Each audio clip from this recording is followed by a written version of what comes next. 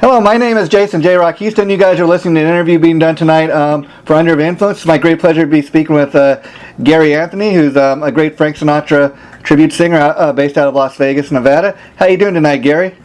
I'm doing great, Jason. Everything's marvelous. Okay, and I got to tell you, you're talking to a guy who typically listens to hard rock and metal, and like a lot of people, how I actually got turned on to you, Gary, was through your appearance on Access TV. So before we get into that, I'd like to start the interview off.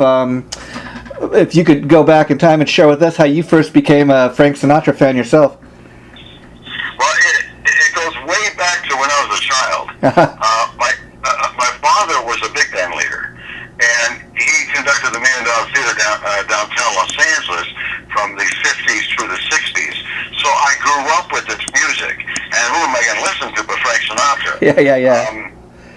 During the whole, since I was like 3 years old on up, I sang with my dad's bands for many years. I've sang since I was 7, and this music was with me all these years. Wow. And again, doing research for this, I went on your website and I was reading a little bit of your bio, and I was interested to learn. But it says right here, did you know Gary was a teen idol in a family group during the 70s with a slew of TV appearances, radio, and teen magazines? So could you talk a little bit about that? Yeah, my brothers and my parents were heavy into show business. It's almost like I've been in show business most of my life. Wow. They've always had something going on. So I'm one of 11 children. So most of my siblings were talented, either actors, singers, etc. And we were all musicians. I played bass. Wow. And so we formed a group called the Allens. Now the reason why it was called the Allens was because the management at the time, who was Liberace's manager, Seymour Helen Associates, they chose the name Allens because they couldn't sell our real last name. Wow. But we started out doing clubs, as club acts. We ended up with a school bus, and we were really the real Partridge Family in a sense. Wow. We were the real family group with a school bus. So it's sort of like at that same time era, we were traveling in this school bus, and we were going to come out with a TV show called The Allen Family with our school bus, and then Partridge Family comes out, so that knocked us out of the water. Wow. It goes way back. We were in teen magazines. We were in Johnny Carson. We were in American Bandstand. We did all that great stuff. It was fun stuff. So let me ask you, because I see here, looking on your page, back in 1975, it says you appeared on both the Johnny Carson show and the American Bandstand. First of all, I was curious, how did Johnny became aware of you, and what was it like playing on the show? You got an American Bandstand? Well, first let's start with Johnny Carson, and then we can talk. Yeah. Well, it's funny. My parents were so heavy into show business back then. My mom knew Johnny Carson before he even made it. In fact, Johnny Carson proposed to her. Mm-hmm. So they go way back when everybody was just starting out. Now, we were with Mike Curb Productions, and he produced the Osmonds. Okay. So he was the one who got us on American Bandstand, Johnny Carson, and because we had a song called High Tide, written by the Osmonds. They played it, and we sang it. And Mike Curb got us onto Motown Records, and we were the first white Caucasian act to sign with Motown, so we made history there. And that's how we got on television, because it started to hit. The song High Tide started to hit on radio all over the country, so he pushed us on to get on all these other TV shows. Wow. And now, obviously, your group, the Allens, was an original music project, so how long was the band actually together, and kind of what led to the demise of the band? Okay. We started out as barbershop. Oh, okay.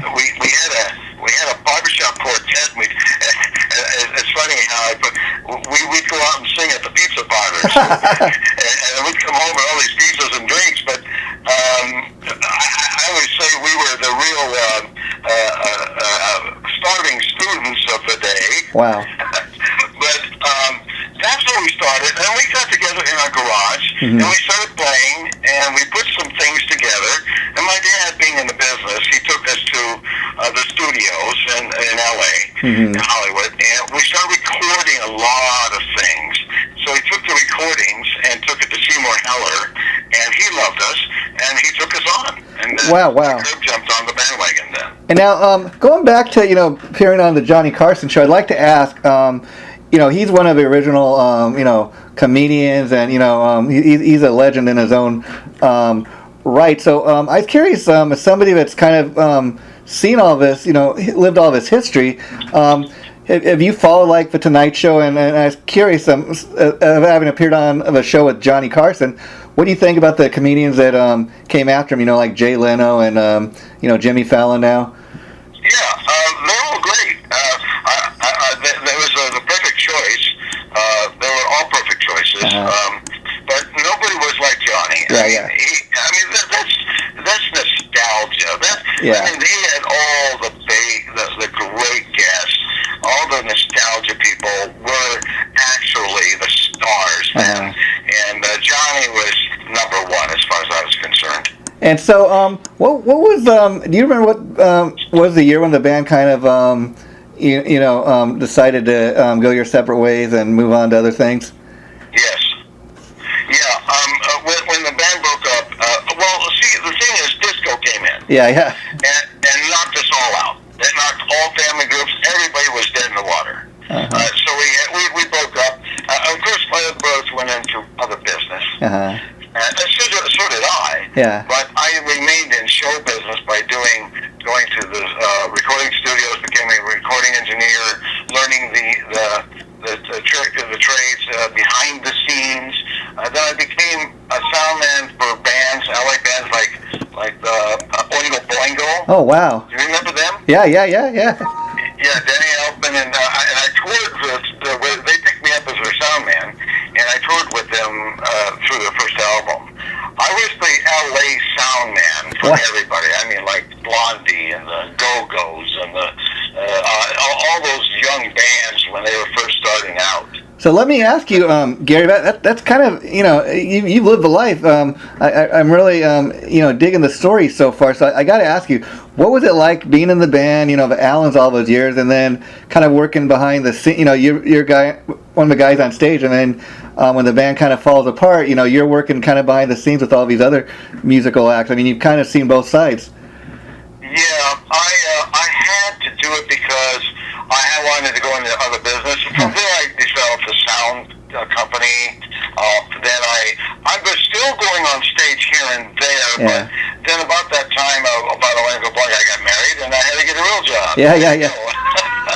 And what was the point when you started, doing the Frank Sinatra tribute? And part of it I wanted to ask you was it kind of just a matter of people telling you looked and sounded like him? Because when I look at the photos on your Facebook page, you look a lot like him in those photos. So I got to ask, how much of that is like a costume and something that you got to get dressed up in? Okay, a friend of mine in Hollywood called me up one day, and he said, "Look, I need to show you." Before I moved to Las Vegas, I need to show you. He's done Frank, his face, everything, knows everything about his face, and he called me up. I need to make you up as Frank. You have his eyes, and you have the forehead. So let me show you what it's like to look like Sinatra. He spent like 3 hours on me. Wow. And he just transformed me. He taught me everything about his face, facial looks, and of course the hair had to be done right. Frank wore toupees, different types later in life. So he had different looks at different times. So I'd have to kind of match that. I'd have to kind of get my hair to match that look.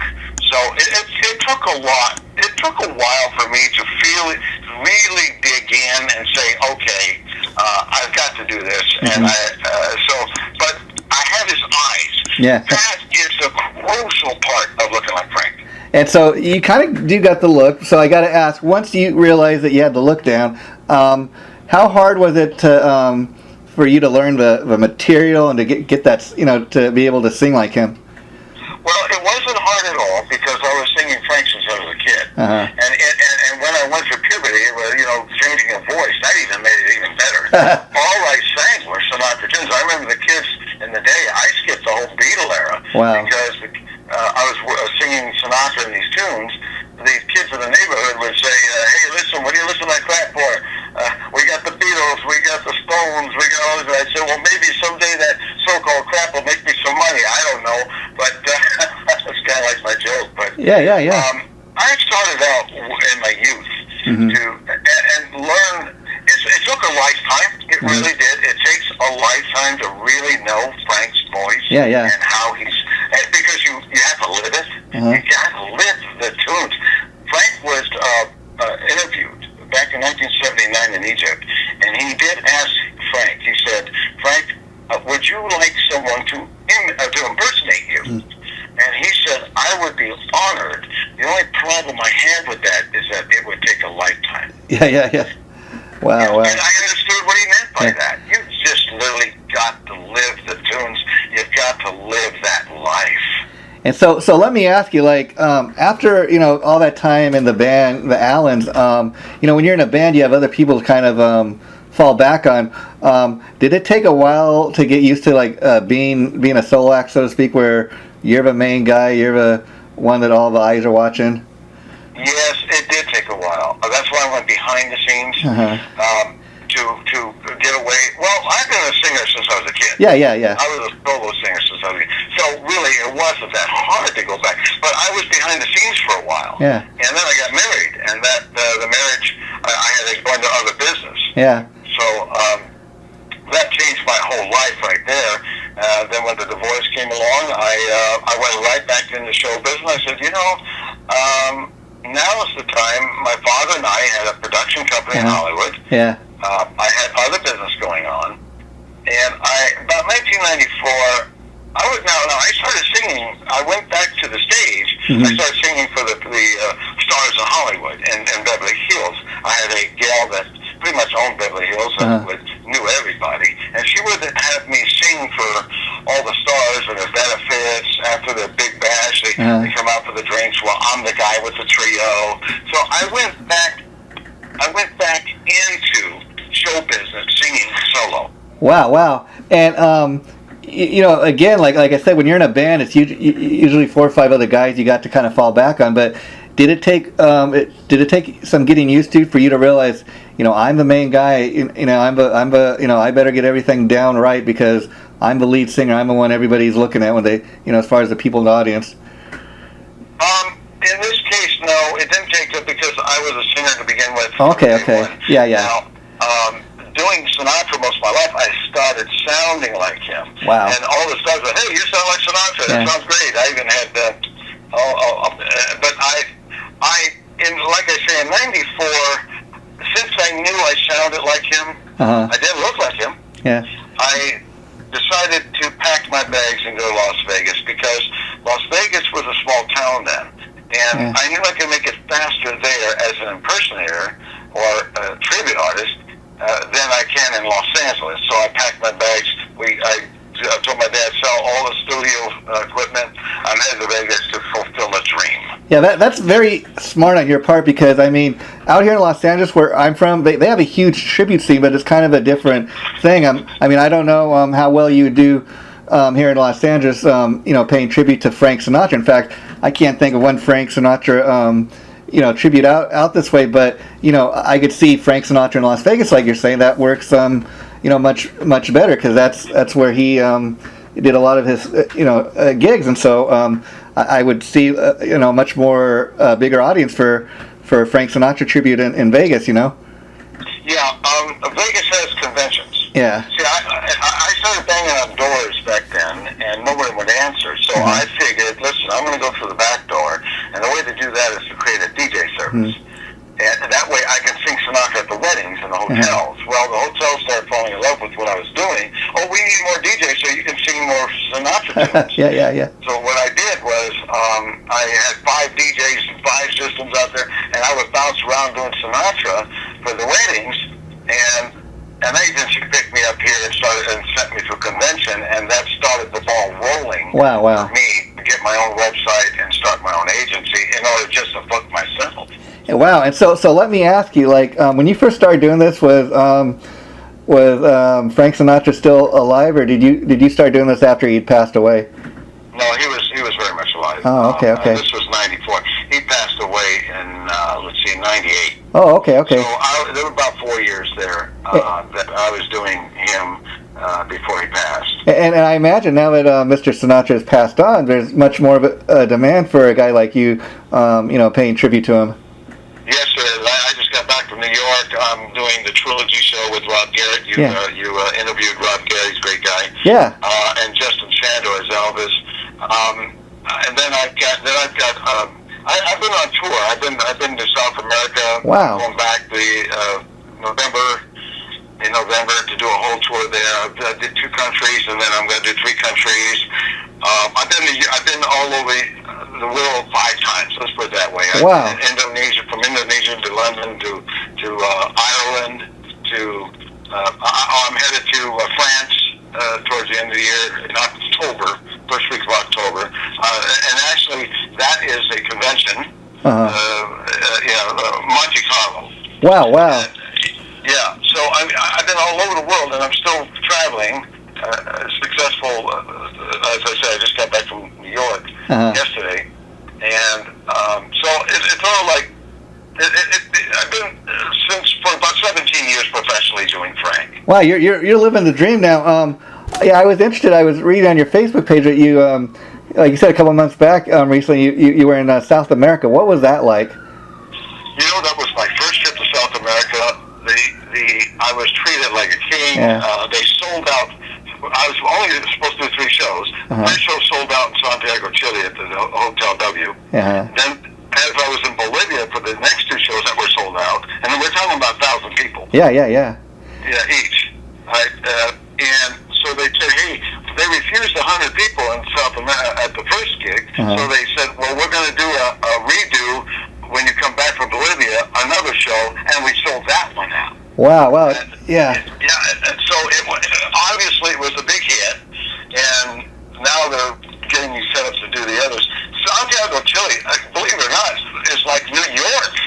Really? Wow. A buddy of mine who is from New York, he's my stage manager. I took him down there, and we're walking down the main street. We never left New York.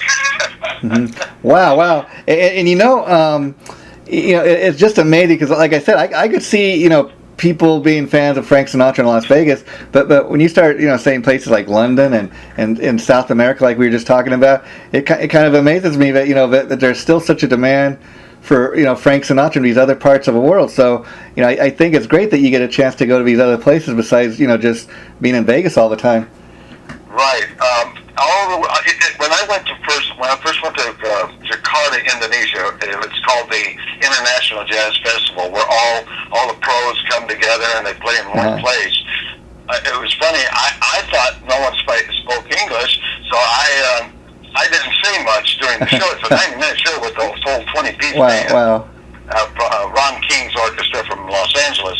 And in fact, it was Ron King playing trumpet on that TV show. Wow. It was him, and then of course Ned Mills, my piano man from Vegas, and my drummer from Vegas. So we kind of put all the musicians together right there, and they just did a marvelous job. But Ron King is my lead guy for Los Angeles, and the people, half the people, or 3/4 of the people in Indonesia know English, but in South America, I don't speak Spanish. Of course, I took my stage manager with me because he speaks Spanish, so that saves me. And most of the people, of course, speak Spanish, but they understand it in English, all the songs. I mean, that just goes to show you how that they say music is really the universal language. Yeah. I mean, people like I've heard bands like Journey going to other countries and where they speak Spanish, like you said, and they don't speak a word of English, but they know all the words, or they hum the songs. Yeah. So it's just amazing that that music has that kind of power to bring people together. Yeah, and they sing along with you. Yeah. Wow. That's the fun part about it. The whole audience will just sing right along with you. I'll say, like New York starts spreading the news. I'm leaving it there. And then I'll have the audience saying, sing it out. And they all go, New York, the whole audience. Wow. And I can tell, Gary, just talking to you, what a huge Frank Sinatra fan you obviously are, and that's got to make this so much more fun for you, being that you're kind of a guy that grew up on Frank Sinatra, and this was your idol, and now you kind of jumped up on the stage and you're singing his tunes. That's got to be the biggest thrill, for you. It is. It's an honor. It's a gift, and I know it's a gift, and I say to the audience, I say, and who knew I'd grow up to be somebody else? Yeah. I mean, and that's the ultimate, tribute to me. Success means different things to people, but I think the fact that your career's lasted this long and you've done all these different things, it just, I don't think you'd be as successful as you are if you didn't have the love for doing what you do. Oh, I love it so much. It is just, anytime I walk on stage, especially with an orchestra behind me, it's like doing it for the first time. I mean, you can't, as they say, you can't really fake it. So, you're a guy that's really doing it from the heart. And just talking to you, I can tell that. I was curious, when you get to go to these other countries like London and South America, do you get a chance to go out and sightsee much, or are you just pretty much stuck at the hotel or wherever doing your performances? Oh, no, at the end of the day, they have time. They take us everywhere. We go everywhere. When I was in Ireland, they gave us a driver, and he would take us to all the hot spots, all the great spots. When I was down there, our lead man would take us everywhere. In fact, they took us to a club where there was a young gal singing. I said, let's take a look at this. She's about 20, 25. She was excellent. And guess what? I put her on my show. Wow. And I want to talk a little bit about our mutual friend Rob Garrett, who I had the pleasure of interviewing last week, and about the show you guys are doing together, American Trilogy. Now, what I think is interesting about it is, like I was telling Rob, I can kind of see, Elvis and even Neil Diamond like doing a show together. But I'm like, Frank Sinatra's kind of a head scratcher, because you're like, Frank's kind of more show-tuney, whereas I think Elvis music and Neil Diamond music has more in common. But I think it's great that you guys put this show together, because, again, you're maybe turning on these other people that might not otherwise hear Frank Sinatra music, and I think it's just a great type of show to put together. Yeah, it is. Well, they did the duets, the Frank Sinatra and Neil Diamond. They did the duets, too. Oh, okay, yeah. So that's one of the reasons why we can hook up with this type of show and do this type of show, because Frank Elvis sang Neil Diamond songs. Oh, okay, yeah. Rob was mentioning that. And so, are you guys all like in the American Trilogy, or you guys going to have all be on stage like for the same amount of time? I understand, like you're saying, you guys are kind of going to be doing some duets, but you obviously are each going to have your own set. Right, we each have our own set. I have 15 minutes, Elvis got 15 minutes, Rob's got 15 minutes, and then we all join forces together. Like we'll do all the duets together. Elvis will join Frank. I introduce Elvis. He'll come out. We'll do the TV special. Elvis was on Frank's TV special in 1960, and they did a song together, "Love Me Tender" and "Witchcraft," and they switch the songs. So we do that whole scene that they did. We recreate the scene when Elvis sang with Frank. Then we'll do "My Way Together." Elvis sang "My Way." Cool. So it's really a great show. And then I'll work with Neil on the duets. "What is America?" Yeah. And then that's the duet song. So it does mesh together with all three. Oh, okay. Again, that's a great thing, I think. Now, I was curious, from your perspective, if you could share with me, like how you, Rob, and Jordan all came together to do this. I mean, how did the American Trilogy show itself first come together? Well, Rob was talking to us one day and said, I have an idea about putting all three of us together. And we went down and said, well, let's get together and let's talk about it. And we started a rehearsal with it, and it just kind of meshed together when we all got together and started talking. And hey, well, we can do this, we can do that, we can do this, and then it just meshed together perfectly. And And let me ask: has there been any discussion or any talk of that? As great as like the American Trilogy show is, that you guys might record it. A performance like for a live DVD or a CD or something like that of each of the performances.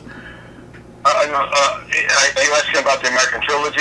Yeah. I mean, like I would think for like somebody wanting to check it out, maybe like me, that it's not going to be in the area or something. It'd be cool, like as a souvenir, if you could put like, even a DVD or even like a behind the scenes thing of how the show came together. Of getting in a costume. Each of the bands performing, or even like a live CD or something like that. Has there been any discussion of something like that? Yes, we did. That'll be Rob. Rob is the producer of it. Oh. So I will ask Rob about that. Well, of course, it's on YouTube. Yeah. You just look at American Trilogy and Facebook. Now he's got a couple other Sinatras that's been on the show. Yeah. There are times when I can't do it. I understand. Yeah. So he has to get somebody else to do it. Oh, okay. If everybody goes to my Facebook page, you'll see us, the three of us, performing as a promo to what's coming up for July 4th weekend in Las Vegas at the Sound Point. Wow, and that's very exciting. And the point I want to make here, Gary, is like I want you to understand. Part of the reason I started interviewing guys like you that do these tribute shows is I've been to many of them myself. I enjoy them immensely. I can't say I've really seen a bad one. And then on the flip side, there's a huge misconception by a lot of people out there that are under the impression that people that play in tribute bands or do tribute acts, they're failed musicians that could not make it doing their own original thing. And even just talking to you today doing this interview, I can see that's obviously not the case. I mean, you started out in a band of your own and kind of, you've morphed into Frank Sinatra. That's what you're doing today. But a lot of people are under, that impression. So that's why I enjoy talking to guys like you. It allows you to kind of tell your story. People can see all the hard work and dedication that goes into putting on a show like this. Yes, again, it took me a lifetime. To attempt to, anybody could put a hat on and say, hey, I do Frank, and sing his songs. To really get into the classic Sinatra, little details that he does. Mm-hmm. I happen to have that voice, that crackle voice that he has in the older, from 1965 up. For instance, let me try again. Yeah. So all those, Frank said that if you don't say every word, you're not a singer unless you sing every word, because he respected the writers. When you say a word, you go and. You make sure he includes the D in and, or any kind of D, any kind of L. And he hooks the L. So there's so many tricks with Frank that it does take a lifetime. I'm still listening to Frank. I'll listen to him every day, and I'll listen to this one particular song I'm going to be singing, and I'll go, oh, yes, I do recall that hook that he does there. Wow. It's got an interesting vibrato that he doesn't do all the time. Wow, you've obviously studied the man, so I can just tell that in talking to you now. The interesting thing is, see, I agree with what you're saying.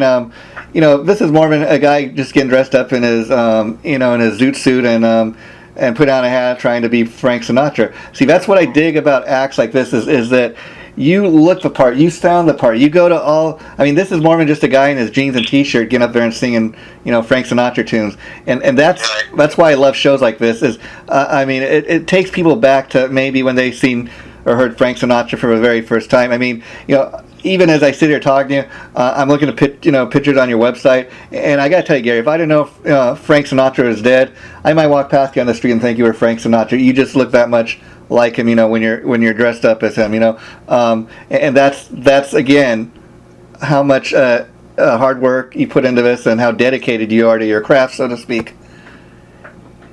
Yes, it is. Yeah, I pretty much, especially when no, I didn't have any kind of surgery. Mm-hmm. The only thing I did was my nose because I wanted to straighten it out. Yeah. And I did that for me. Yeah. I can always make up the nose to have a little pudge on it, and all that stuff. Makeup is really only takes me pretty much 10 minutes to get ready. And let me ask you, as far as doing the Frank Sinatra thing, have you ever toyed with the idea? Because he also, besides doing music, he was also in movies and stuff. You ever toyed with the idea of like making a movie, or even like if somebody was to ask you to play the role of Frank Sinatra, like in a biopic or something? Is that something you'd ever? Absolutely. I've already got offers. I've done 2 national commercials as Frank. Okay. I've done. In fact, I'm on. Let's see. I do a lot of filming for bit parts, this, that, and the other. Yes, I've had offers to do a movie. There's a Johnny Carson movie coming out. Okay. I'm doing the bit parts in there as Frank. There are bit parts. I haven't locked in something major. Yeah. But the family knows who I am, and they like what I'm doing, and we're working on some projects, big projects, and so it's eventually it'll turn into something to that effect. Oh, that's cool. I'm really, it'll come when it happens. I hear you. Yeah. Movie-wise, but I'm doing commercials. Wow, that's great. Wow. And can you, as far as doing the commercials, can you for any specific products that you can talk about? Yeah. If you go to my website, picture galleries. Oh, okay. You can scroll down, and there's let's see, I believe it's picture galleries. Pretty much down towards the bottom, you'll see me doing an NBA commercial. Oh, okay, yes. Oh. And the NBA commercial, I was the body double of Frank. Wow, that's cool. And then right below it, you'll see Gary's Delta Airlines commercial. Oh, okay. And then the other thing I want to ask you about now, obviously, like we said, Frank Sinatra did. He acted in some movies. Were you a fan of his acting as much as his music, or did you have a favorite Frank Sinatra movie? Oh, I love Von Ryan's Express. Because I'm a history buff. I do, that one sticks out in my mind. Of course, all the others do, but that one, because I'm into World War II history, and Von Ryan's Express is one of them that really sticks out with me. Yeah, and let me ask you, did you ever, back in the day, get a chance to see Frank Sinatra in concert at all? I totally regret that I've never seen him in concert, and I was always on the other side of the world. Yeah, well, you're, as they say, you're doing the important thing of keeping the legacy going. So so that's very important in itself, what you're doing, today. So, and the next thing I want to touch base on is, like I said, like a lot of people, I discovered you, Gary, through your appearance on Access TV's World's Greatest Tribute. I was wondering if you could share with us how you got the opportunity to appear on that show. Yeah, well, Kelly, she contacted me through email and said that we want to call you. We'd love to have you on the show, and so she called me and said, "Of course, I'm going to say yes." Yeah. I knew I could do it. It was supposed to be an hour show. Yeah. Yeah, no problem. I do 90 minutes. I can do 2 hours. It doesn't matter. But I go, okay, an hour is pretty quick. Yeah. And then later on, she said, "Oh no, this is our 50th anniversary. You're going to do 90 minutes." And I said, "All right." Well, that's cool because again, it's filmed out in Los Angeles, where I'm from, and these days they film it at the Roxy. I think that's where your show was filmed, and and the amazing thing about it, like I've attended some of these World's Greatest Tribute shows down there, and it's really fast. I mean, it's something you got to experience once. Go see these shows down at the Roxy where they film them. But the thing's amazing to me, like I said, the show I seen, a couple of shows I've seen were about pretty much an hour. But you're up there, and I'd imagine the performer, even if it's during your 90-minute set, from the start of a set to it's almost like, because I imagine you see that red light on there and you realize the camera's on there, and before you know it, the show's over. Yeah, it goes by pretty fast. Yeah. Now, remember, I was in the video productions. Yeah. in Hollywood. So I know all about the cameras. I know about all the. And I'm sorry, I'm talking about Katie. Yeah. I'm used to that. I used to have my own cable TV show back in the 90s. Wow. The 80s, late 80s, 90s, up to 94. Wow. So I'm used to the cameras. And see, the cool thing about that tribute TV show is that you appeared on is, typically they have a lot of rock acts, but what I thought was cool about the last season is they kind of branched out. Like they had a guy that did Stevie Wonder. They had your friend Jordan that does Elvis. He was on the same season as you. Right. And they've had a Fleetwood Mac tribute, so they have a little bit of something for everybody. And I think Frank Sinatra's kind of the biggest they've branched out on. And people might be interested to learn that Ryan Seacrest, he's one of the producers behind that show. So I think it's a great way for a lot of these tribute acts to get national exposure. Yeah, well, it really actually, I utilized what I had, and I sent it off to a lot of promoters, and that's why I ended up doing New York. I'm going to be in L.A. I've got some shows coming up in Los Angeles. If everybody go to my website, majorep.com, they'll see that, and also my Facebook. Anybody can find me under Gary Anthony. Okay. All my information will be there where I'm performing, where my next performance is. And as far as the LA shows, I guess that's something that's kind of in the works. Can you at all talk about that? Is it like, is it just going to be a couple of nights? Is it a one-night event, or? Yeah, let me, I'm pulling up the file now. I've got so many things going on that I just one's going to be in Sherman Oaks. Okay.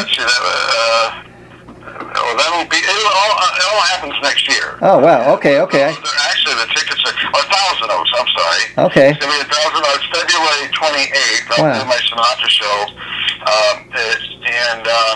I'm just trying to look up the theater right now. Oh, that's all right. We can look on the website. I was just kind of asking if it was going to be, like a one-day event or probably a couple days. Yeah, it's a one-day event for this particular one. Okay. West Coast Performing Arts presents. Okay. February 28th. There'll be a 3 p.m. performance. Oh, okay. Thousand Oaks Civic Arts Plaza. Oh, okay. Well, that'd be something we'll try to look forward to. Now, let me ask you. You've been doing great on your own all these years, but after appearing on the Access TV show, again, like we said, that's national exposure. Did you start to get a lot more opportunities coming your way after that performance? Yes, that's what got me Los Angeles. It got me South America. It got me New York. Wow. And now I was curious because again, Frank Sinatra is known as a great soul performer, but of course he's been in movies and he did the Rat Pack. I was curious, how big of a fan are you of the stuff he did with the Rat Pack?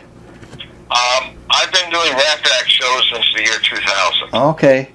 I have my boys, like I say, if you go to the front page of my website and you scroll down, you'll see my Rat Pack. Yeah, that's what I was asking. So how often do you do those shows? Does it just kind of, what decides if you're going to do like just a full night of Frank Sinatra or if it's going to be a Rat Pack show? How do you decide that? Well, I'm an agency and people contact me. I do conventions, I book conventions for theaters. Oh, we'd love to have the Rat Pack. Okay. Oh, okay. That's fine. Now, for instance, South America, I'm already starting to book the Rat Pack in South America for next year. The Barbra Streisand, the Elvises, the whoever Frank Sinatra to be with. Being that I'm popular down there now, they're pretty much making me a star down there. Wow. He told me you're more famous down here now than anywhere in the world. Wow. Since they're great promoters. To get it's basically, I'm known, after 17 years of doing this professionally, I'm known around the world. So either the agents call me or email me, we'd love to have you in the Rat Pack, blah, blah, blah, and then I contract it and I book them. And let me ask you, because again, I'm looking on your the homepage here as we talk, and you got an advertisement for your major entertainment productions company. I see you got Elvis, Marilyn Monroe, Michael Jackson impersonators that you work with. Are these other acts that you manage through your company, or do you ever do shows with these other acts? a show in Pahrump, Nevada, with another Elvis. Oh, cool. So it's yeah. So I haven't had time to post that on my website yet. Wow. I'll do that after I talk with you. It's going to be a show. Let's see here. I got so many shows going on. Well, yeah. People can. Let's see. It's Greg Miller as Elvis, and it says the title is "The Chairman Meets the King." Wow. That's got to be a cool show. Now, they'll be at Sanders Winery in Pahrump on July 10th and July 11th. 2 shows. Yeah, and now I want to ask you, what did you think? You were talking earlier about the duets album Frank did, shortly before he passed away. Were you a fan of those albums? Did you think they were? A lot of people at the time thought, it was him kind of going commercial. What were your impressions of those albums? I loved them. I have them. Yeah. I love the fact that he got different singers like Stevie Wonder and even Bono. We had Bono impersonator on the stage on Access TV doing that song, and that was from one of the duets, Hollywood Bono, and so I love the duets album. In fact, even all of them that he did. Wow. All the stars that sang with him, I just enjoyed it. Wow. And again, Gary, I got to tell you, you're talking to a guy who typically listens to, hard rock music and that, and my.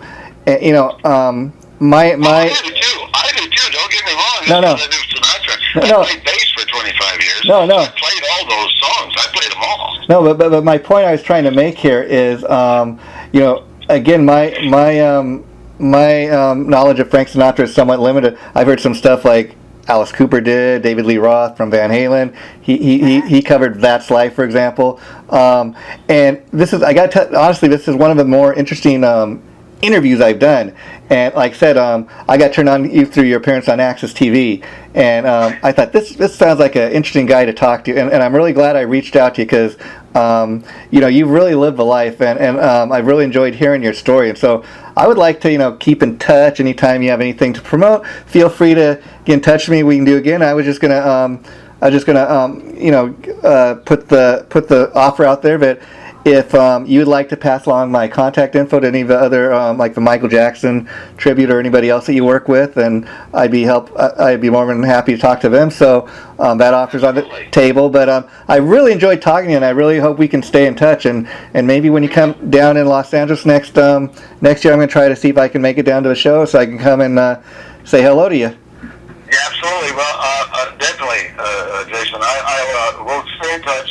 I could lead to more of the acts that we promote, and they've got interesting stories too. So they're all fascinating stories. Yeah, so I'll kind of leave that in your hands, however you want to handle that. But I'd love to talk to some other acts. I'm always looking for people to interview, and I'd love to talk to whoever, Michael Jackson, Marilyn Monroe, whoever is willing to share their story with me. So I'll kind of leave that in your hands, and if you talk to them, they want to do, just let me know. And the last thing I'll say before I let you go, if you could just, when you get a chance, because I know you're very busy as we speak, shoot through the Facebook page, if you could shoot me your email, and I could send you an MP3 file of the interview we just did, and you could put up on your website, do whatever you want with it. I certainly will. And we'll go from there. But it's been I really enjoyed talking to Gary. I can't